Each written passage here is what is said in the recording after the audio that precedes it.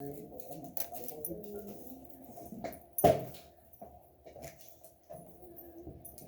we're going to be starting radioactivity in nuclear reactions. They're both kind of related. It's kind of a long title here. This is actually showing a picture of 3 Mile Island, and we're going to talk about that. It's actually in Pennsylvania. Again, I told you that we haven't done this unit for a while, and I'm super excited because usually you guys, whenever we have done it, everybody's enjoyed it. It kind of hits on some current events, some hot topics, some debate. From the Bill Nye yesterday, you could definitely see that he was a little leery, and that was back, several years ago, but he was a little leery about like throwing all of our eggs into this nuclear basket. That there were some major concerns. What are we going to do with the waste? What happens if there's accidents? So 3 Mile Island was an accident or near disaster, and we'll talk about that. Has anybody heard of Chernobyl by any chance? In Russia? I've heard of it before, but I don't know what it is. Okay, we're going to learn about what that is because a lot of times, we can learn from past mistakes, and there was a few mistakes that were made that had devastating effects, and we'll take a look at that too.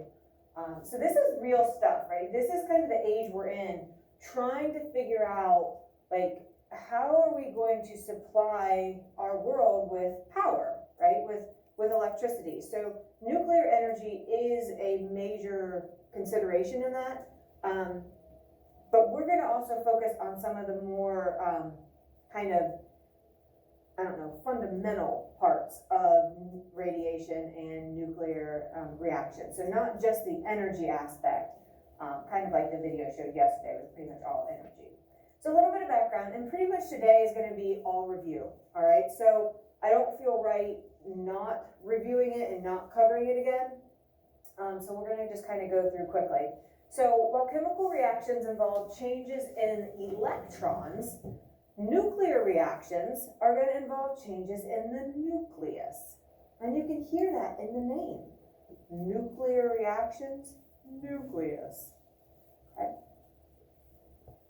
If you guys see any mistakes or things, let me know because I changed these notes, and you know how things are when I make changes. Sometimes they get messed up a little bit, or I don't have things quite right, so let me know if something's off. So nuclear reactions can involve much larger energies than just chemical reactions. And if you think about it, chemical reactions can cause huge reactions, right? Anytime you're talking about, mostly if you're talking about like catching things on fire or blowing things up, those are chemical reactions typically.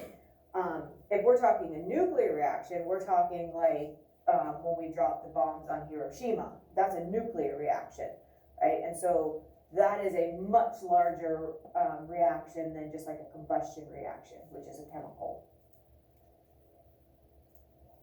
Okay, so we're going to really be focusing on 3 main things this unit.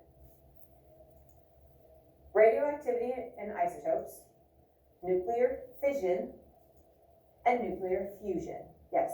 For the purpose of radioactivity, do you want us to add and isotopes? Either way. Yeah.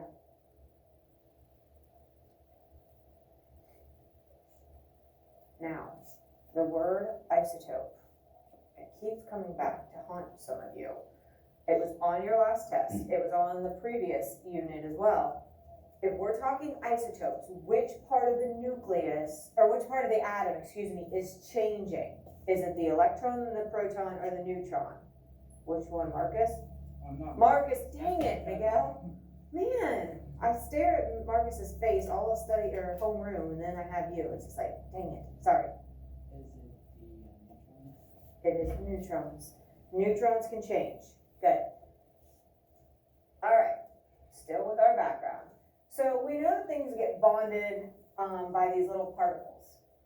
Atoms are made of these particles, which is why we call them subatomic. Sub meaning below or smaller than, right? And atomic meaning atom. So smaller than the atom. So we're looking at the pieces that make up the atom, which are our protons, our neutrons, and our electrons.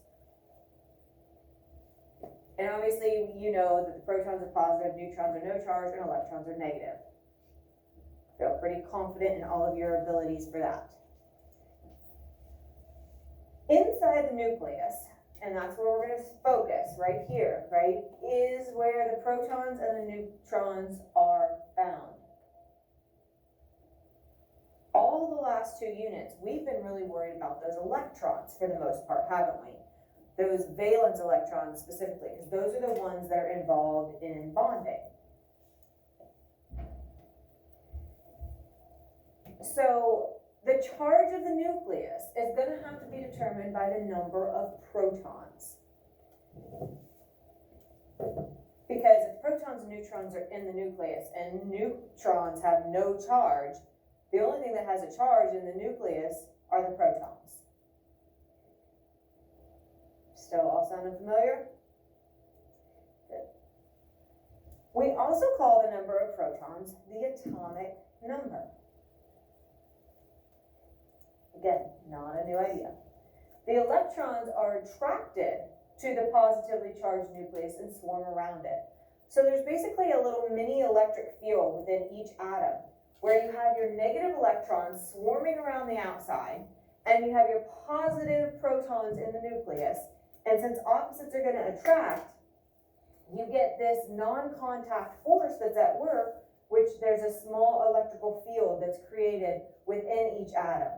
Which also explains, remember with our non-contact forces, the closer you are, the more intense, right? Remember we kind of even talked about that fart funk, that smell, like you don't know you're walking into it and then all of a sudden, bam, you're right there.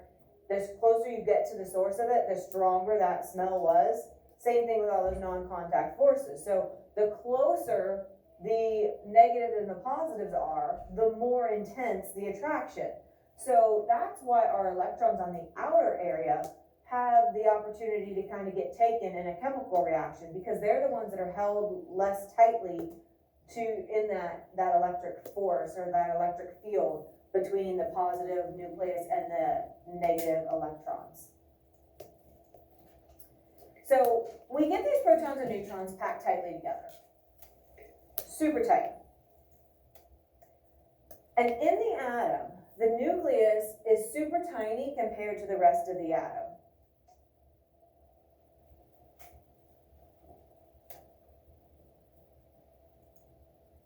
We gave the example, and do you remember that one weird video where the guy was showing blueberries and grapefruit, and he was flying through them and showing how small the atom is? So if you kind of think of that, one of the examples they gave was the nucleus is a penny sitting on the 50-yard line. So if you have this giant stadium, right, and you put a penny right there, that's the amount of size that the nucleus takes up. And then obviously all of this would be empty space, because that's what atoms mostly are, is empty space. And then your electrons would be buzzing all around, okay? So the majority of the mass of the atom, though, is squeezed within that little penny, within that nucleus. Which is why we call the nucleus the mass number, right? You count up protons and neutrons. And if you look over on the board, I still have it up there, right? Your mass number is protons plus neutrons. Your atomic number is just your protons. And then if you needed to find your neutrons, you subtract those two numbers, and that's how you get how many neutrons it is. Because there's no number for neutrons on your periodic table. Okay, so I've left those up there. It's also still on the bottom of your periodic table. So that's going to be something that's important in this unit, because you might have to determine neutrons. So particles in the nucleus are pulled together by something called a strong attractive force between protons and neutrons. This is a new idea. This is not something that we've talked about before. Okay, and this is one of your vocab words, attractive nuclear force. And so this strong attractive force is what keeps the nucleus intact. And in a way, it's kind of like the protons and the neutrons stick together. And in one of our brain pops, they talked about it being kind of like atomic glue. Okay, so the protons and the neutrons are sticking together. The nuclear force is extremely weak at most distances, but over the very short distance present in the nucleus, the force is great enough to hold the neutrons and protons together. And this is what keeps the nucleus stable.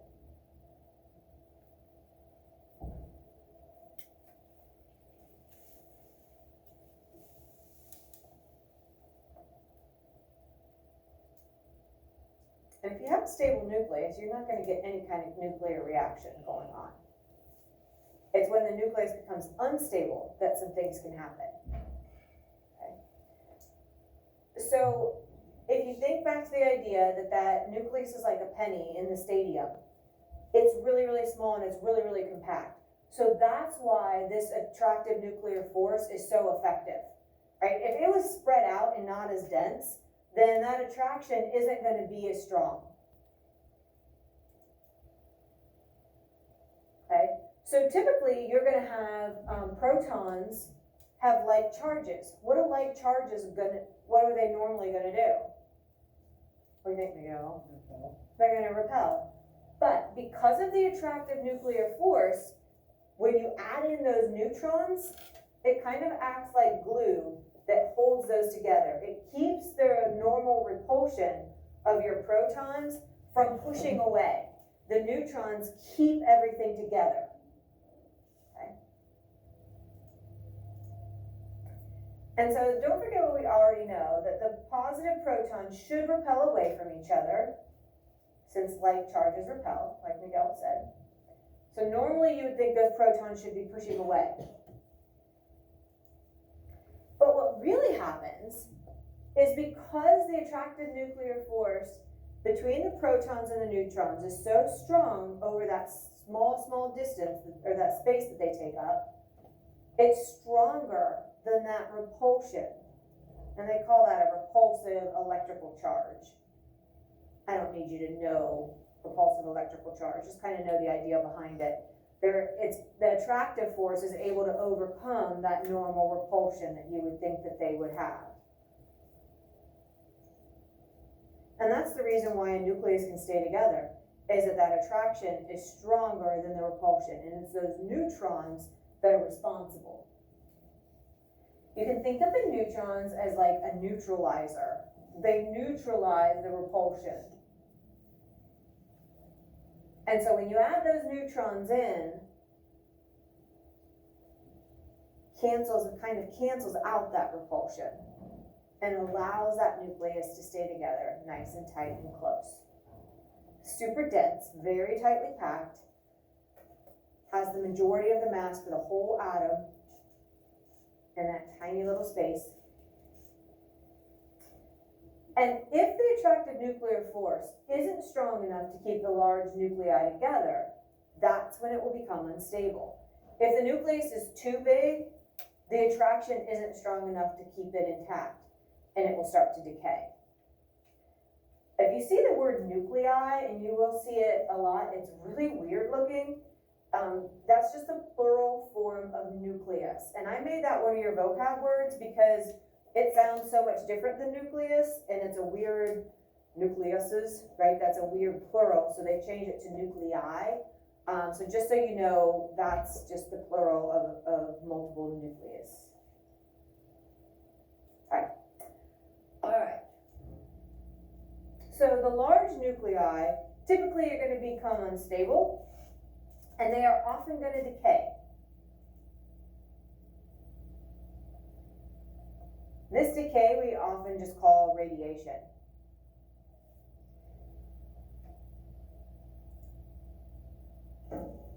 So this happens when a nucleus has a lot of protons and neutrons. So like if you look at this picture, there's a whole bunch of them. Each proton or neutron is only attracted to a few of the other subatomic particles around it. So this proton isn't really going to be attracted to what's up here, and what's up here isn't really going to be attracted to here. So that nuclear force that can keep this together very easily, because it's all tight and everything has kind of that connection. Here, there's so many protons and neutrons that it becomes too big. It's kind of like, think of like a mob mentality. If you have 20 people together that are like protesting or, you know, demonstrating, they can stay pretty under control, right? If you're trying to keep 20 people kind of under control. You get 200 people. Do you have the same control? Are you able to keep the same connection? Because maybe like this little group starts getting real wound up, right? This group starts really yelling, and this group starts getting real violent, right? And they're spread out, right? And you can't really keep everything together. But when you have just a small group, usually they're kind of all doing the same thing and they're all kind of together. So if you kind of think of it like that, and unfortunately we've seen a lot of that in our news lately, you know, the larger the crowd would be, the harder it would be to keep it under control and together, right? The same thing with the nucleus. It's not like this is out of control or being wild, but typically protons are going to want to repel. And so the only reason they're not is because there's a strong enough force keeping them together to overcome, because they're so tightly packed, the neutrons can keep them that way. But if you have like a cluster here that has no real relation to the cluster over here, that's not a very strong force. And the weaker that attractive force becomes, the more the repulsion kind of kicks in and things start to kind of get to the point where they can separate. So if you have protons that are too far apart to be attracted by the strong force, they will repel because of that repulsive electrical force between them. And if you think about it logically, it makes sense. The smaller it is, the easier it is, the more it feels the attraction of everything else. The bigger it is, the harder it is for that attraction to keep all those protons and neutrons together.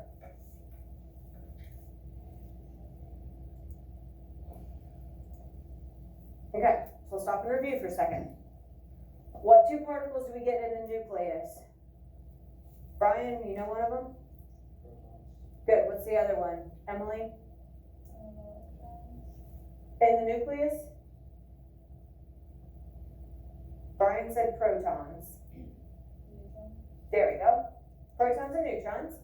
And then what charge do the protons have, Cohen? Positive. Good. What charge does the nucleus have then? We go. Neutron. Wait. Wait a minute. The nucleus. Because remember, what you just told me that the nucleus has protons and neutrons. So what charge will the nucleus have? Neutral. Well, the neutrons would be neutral, but what charge do the protons have? Positive. Good. So by default, the nucleus has to be positively charged also. What's that force called? It's kind of a generic name. What force holds the nucleus together? Anybody feel confident taking that? Sean? Yeah, super generic, right? Attractive nuclear force. And again, that is one of your vocab words, and that is a thing. It's not like me just putting a bunch of adjectives or something together. It's what it's called. Can the attractive nuclear force hold together the very large nuclei? Or if you have a really big nucleus? Brian, what do you think? He's shaking his head no, and he's correct. Not usually. It becomes too big and it becomes unstable.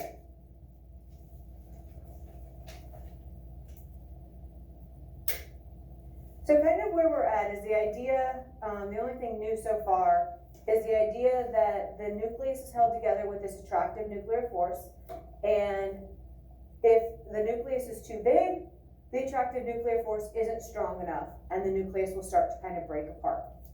Okay. And the reason why not is the attraction isn't strong enough. Or you can even just put not strong enough, whatever works for you, so you know.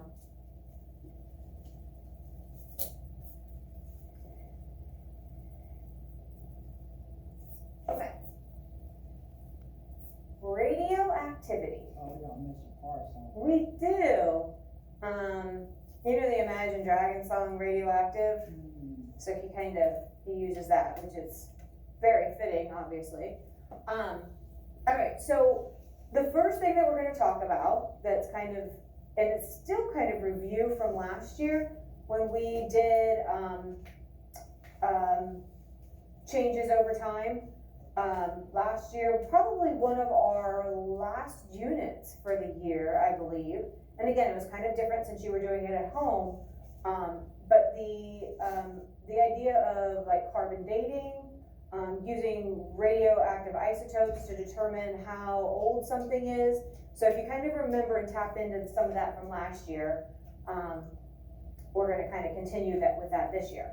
So the strong attractive nuclear force can usually keep that nucleus together. When it does not, the nucleus decays. Doesn't mean it necessarily, like, it's not like it rots, okay? What decay means is it breaks down into something different, okay? Gives off matter and energy, and this is known as radioactivity. You might hear it be called radioactive if material's doing this. Sometimes we just say, you know, radiation, and all of those kind of are related to this idea.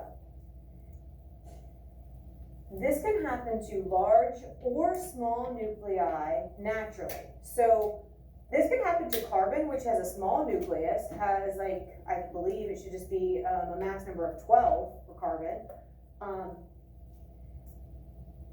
And we use that in something called carbon dating, and we'll look at that a little bit more here in a minute. Or, which we're going to talk about more, is the large nuclei. If you give some kind of catalyst, usually like flinging a neutron at it, it will cause it to become unstable and cause that atom to split. But we'll talk more about that when we get to fission. So the large nuclei are typically going to be unstable. Therefore, they're the ones that are going to produce this radiation. Become unstable and emit this radiation.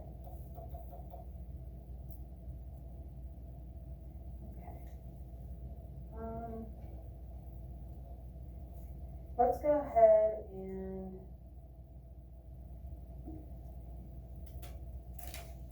get logged in. Remember, if you are at home, if you go to the unit materials, I have the unit notes, the PowerPoint, and so if you go through there, you can find these links and you can click, and if you just hit G Suite for Education, that logs you in, and you can watch these videos with us if you don't want to watch them through my notes here. I know obviously it's not as clear or as good of a quality as if you were just watching it on your own, following the link.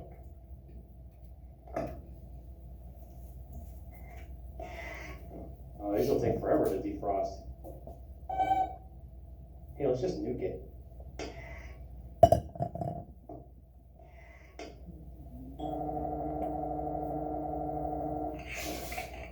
Dear Tim and Mo, what does it mean when something is radioactive?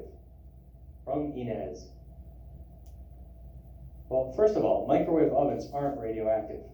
They shoot microwaves at food, which causes the food particles to move around and give off heat. Radioactivity is the emission of high-energy particles or waves from certain atoms. This energy emission happens when the nucleus of the atom partially disintegrates or falls apart. The process of disintegration is called radioactive decay, and it occurs in atoms that are unstable. Well, most atoms have stable nuclei. The number of protons and neutrons never changes. But a radioactive atom isn't stable. As it decays, the number of protons, neutrons, and electrons inside the atom changes. In other words, it turns into a completely different atom with different properties. Uranium-238 is a radioactive isotope of uranium. Oh, isotopes are atoms of the same element that have different numbers of neutrons.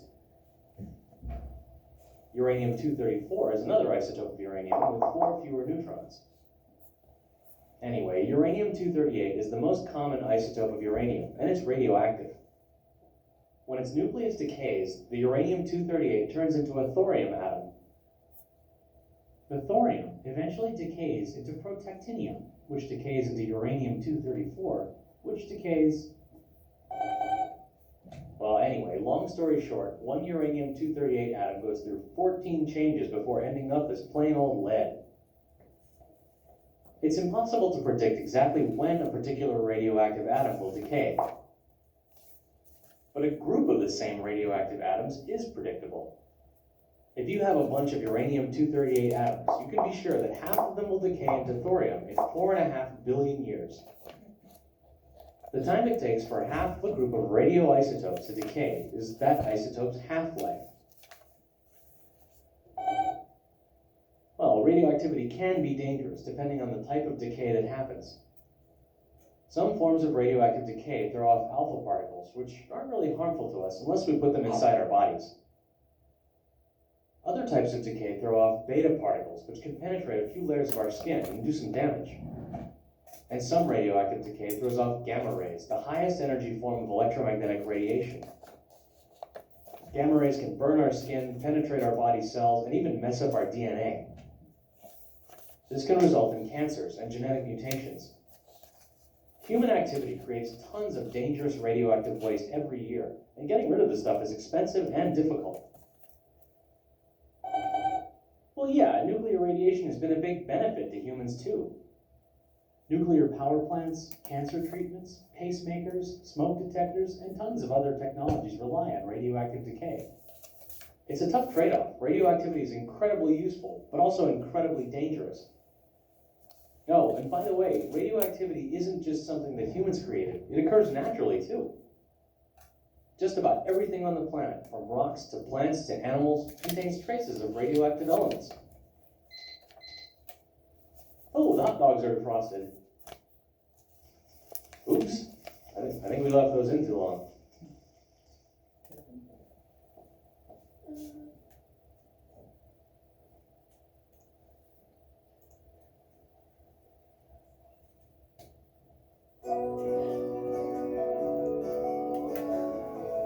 You guys want to go ahead and put your notes away, you can.